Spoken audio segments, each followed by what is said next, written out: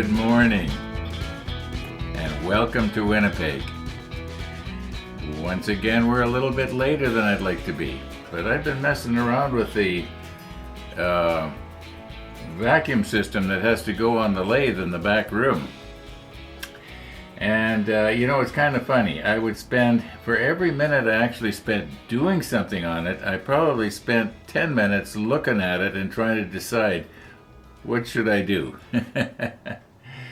Yeah, I did a lot of sitting on my shop stool down in the basement there, reminiscing, and yeah, so what do we got here? It's 11 o'clock already, and we have not dropped down any more little pieces.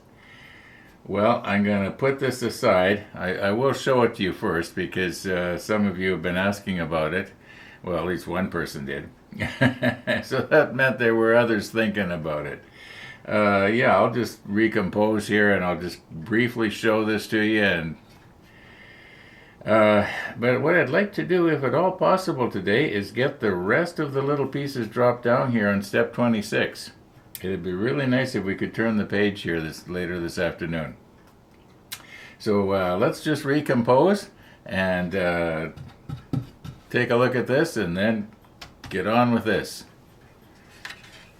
Okay, so what we've got going on here is, let's assume that this is the back of the lathe. I'm facing the lathe right now.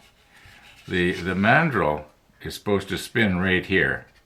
That's the plan.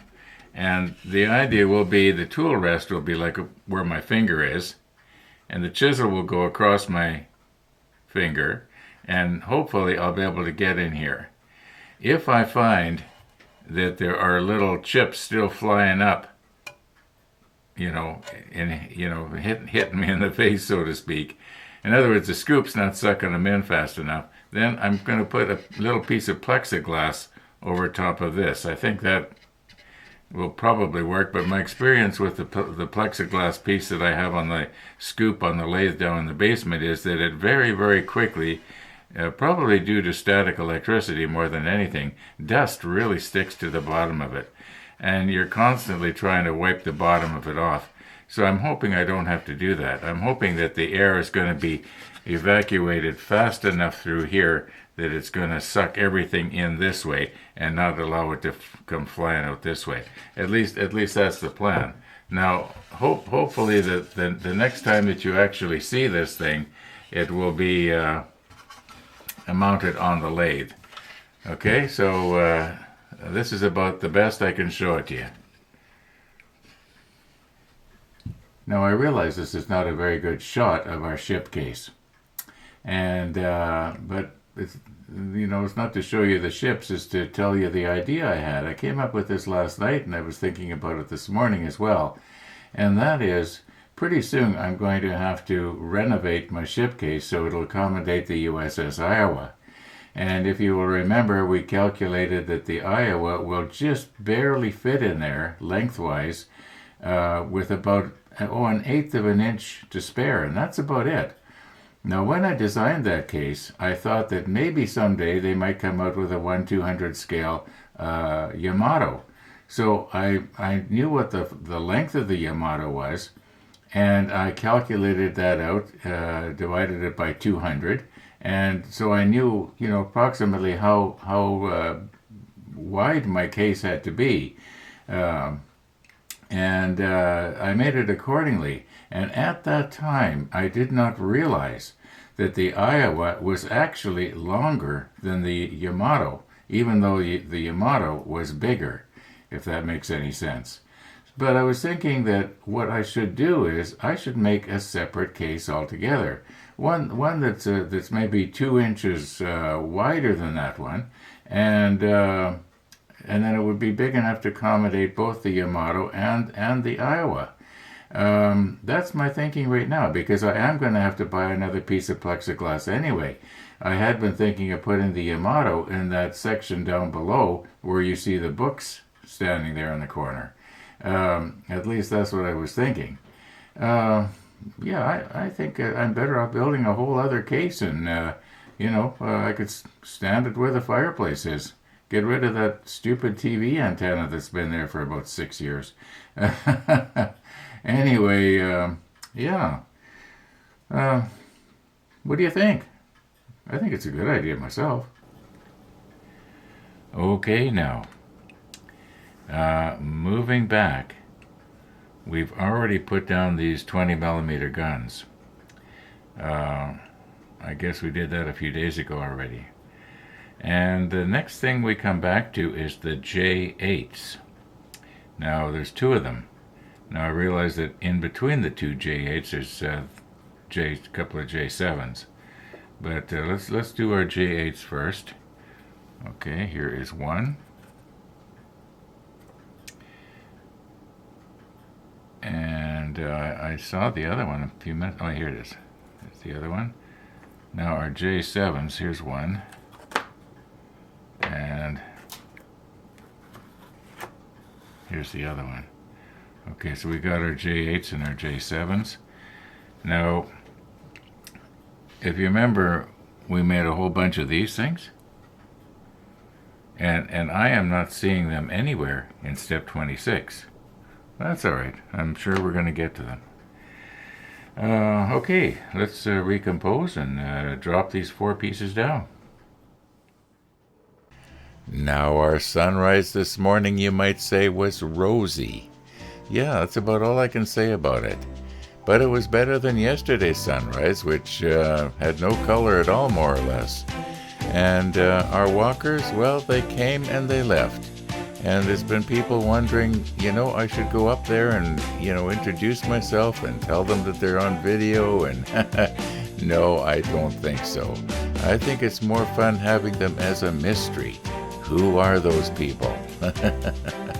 Yeah, it's kind of fun, isn't it?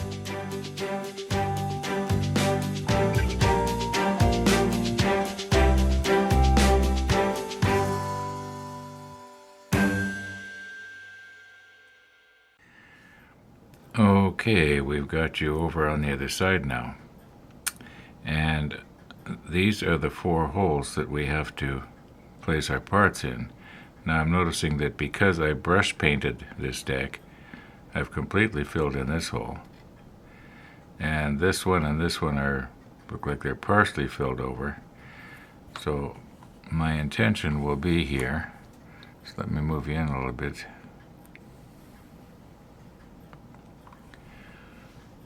We'll see if we can drill that out. Apparently I was giving people, you might say, fits yesterday when I was trying to drill that railing.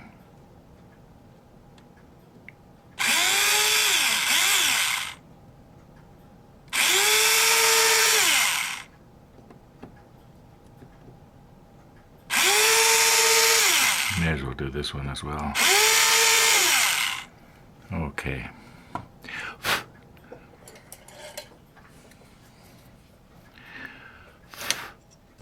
Oh, careful. We got it? I think I've got it. This might work better.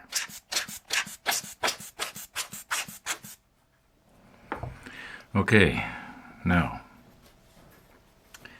I think I'll just use the extra thin. I've got these in order of how they're supposed to go on. This one, then 2 of these, then this one. And we'll use Tony's tweezers for that. I think it'll work really good. Okay, just let me recompose here now.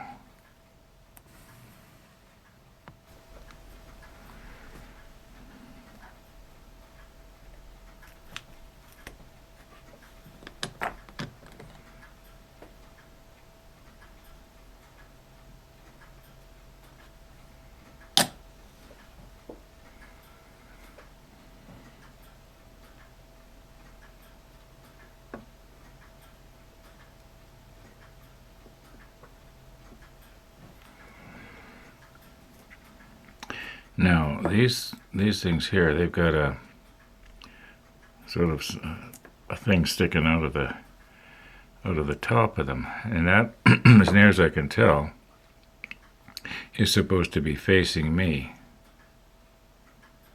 Oh, by the way, excuse me, my voice is going here. This is the extra thin.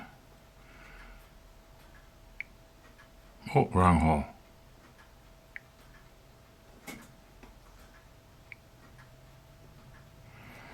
Now that's not really facing me, is it? That's kind of angled off about 15 degrees.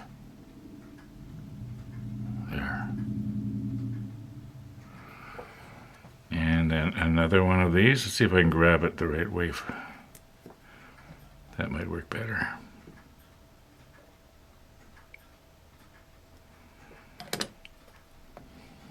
Little piece of dust or something there.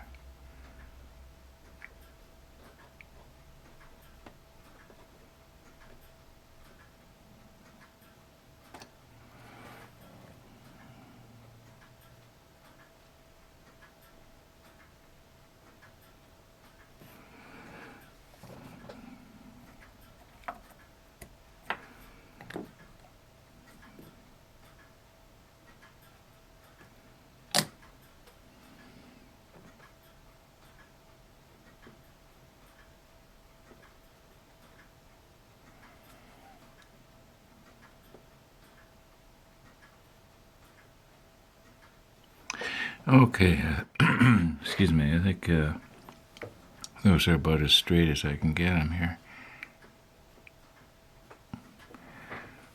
Looking from the one side and then looking from the other side, they seem to be okay. Okay, let's move on.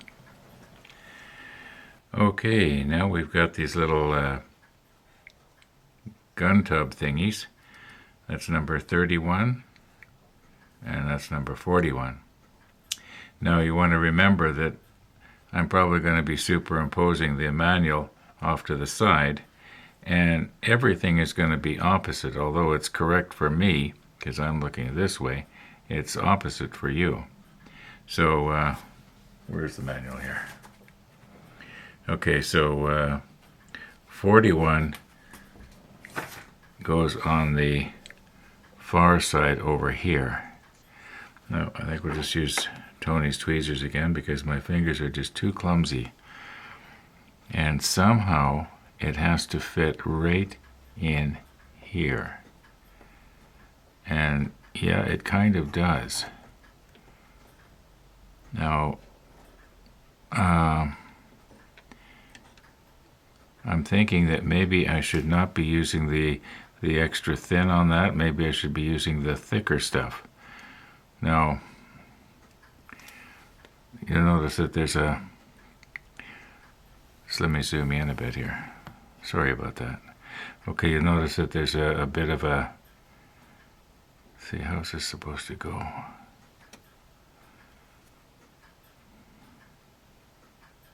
Like this. Okay. Yeah, that's the way it goes.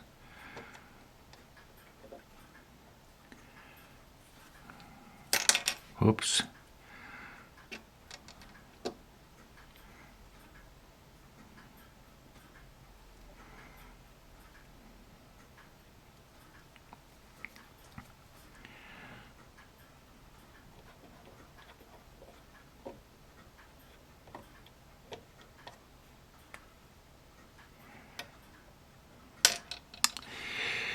Oh my, this is going to be hard.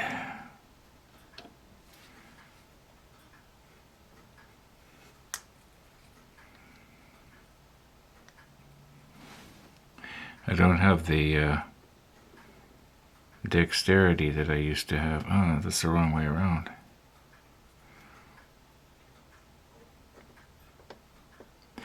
I wonder, can I maybe rest my hand right here on this? Careful not to push on anything else. I'm probably going to be getting my fingers in your way here. But they gotta go like this. Yeah, I think if I put some glue right on, maybe let's try the extra thin.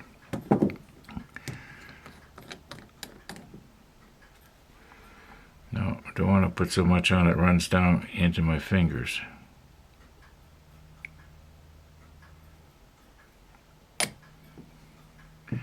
Now this is going to be so easy to accidentally break off.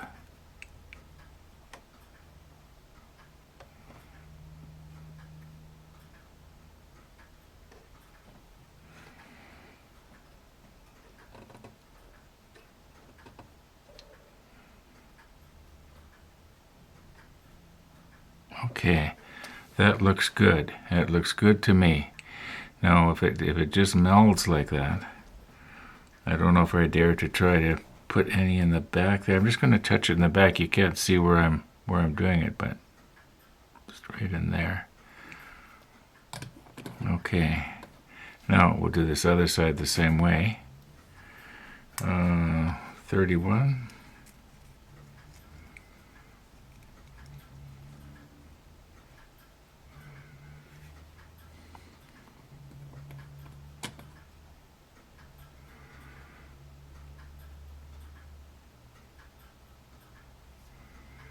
Maybe I'll just wet this on the top here.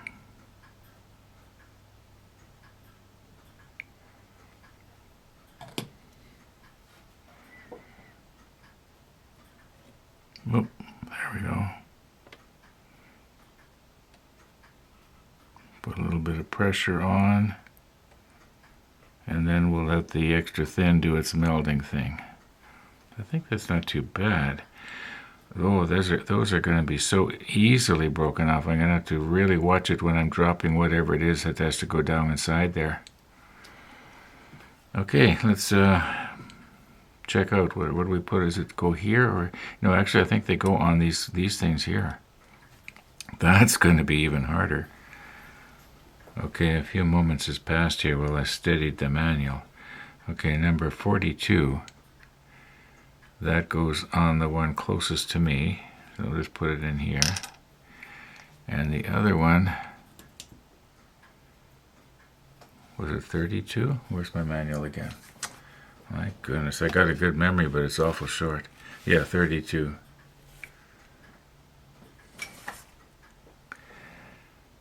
And they go the other way. They actually sort of face in. Okay, so here's 32.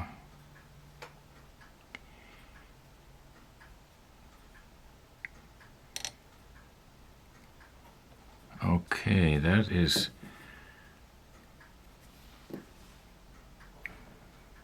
They've got to go on something like this. You know, I can't quite see this one. I might have to... Okay, let's just drop this in here. Yeah, this one I can sort of see what is supposed to happen here.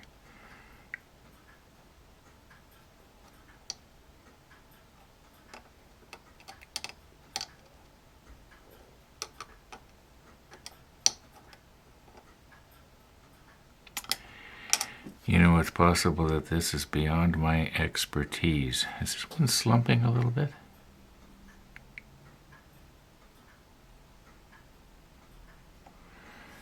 Okay.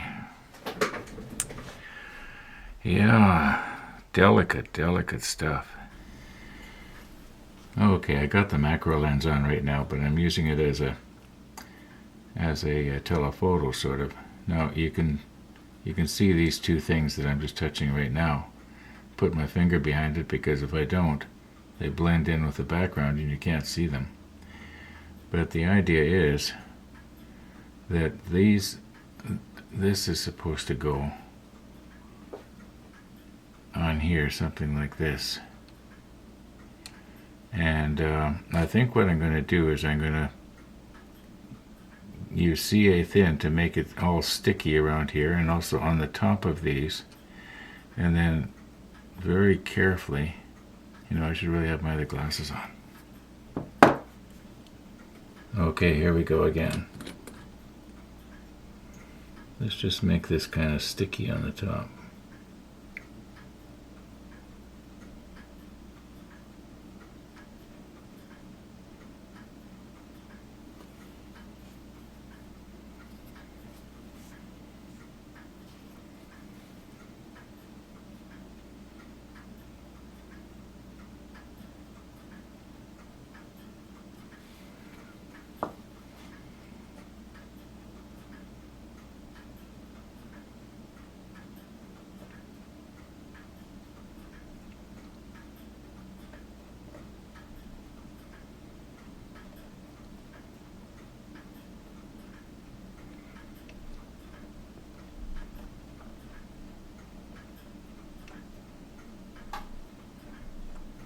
that peg on, oh, there, it just sort of went into place.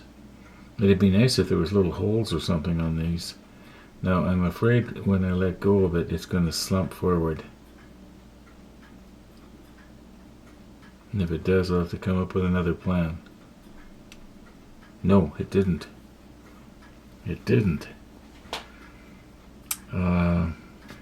Now these are the ones that have to have those little special brackets. And, oh my, that's going to be hard to put those in. Another thing, I should have maybe cleaned the flashing out of around the lip of that. Too late now. Okay, a couple of things have happened here.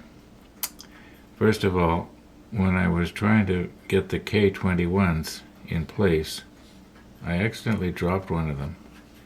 And you probably can't see it, but right there, there's a hole. I'm just going to cover that up with tape. Anyway, these are our K-21s.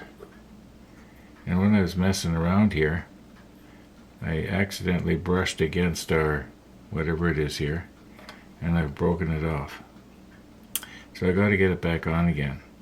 But you know, I think that this might be an operation that is just maybe too delicate to do on camera, or maybe it's getting too late in the day, and I'm starting to get a little bit shaky. I'm not discouraged, I'm not depressed, and I'm not even disgusted. No, it's the way it goes. It's part of the fun. Well, we'll get this back on. And, you know, I am wondering if maybe I should try this. Try and get these K-21s, and the ones that go on the other side, I think they're called 22s or something. And maybe you might be able to see here. They go something like this. There's little holes right in there, and they go like that. I'm wondering if possibly it might be a good idea to put these on first, and then the gun tub would have something to rest on.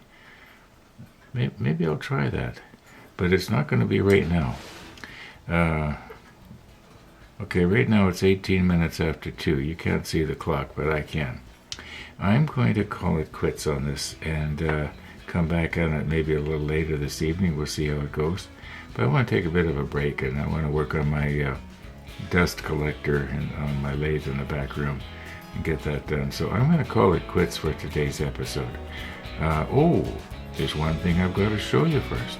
We got a pleasant surprise in the email this morning from our friend Dennis in Australia. Yeah, he got the brass parts. So now he can start working on his Iowa. Anyway, he sent along 3 photos of a wooden boat he's been recently working on, and as near as I can tell, it's sort of a replica of a common riverboat that was used there in Australia. Yeah, I'm not going to try and describe it because you can see the pictures.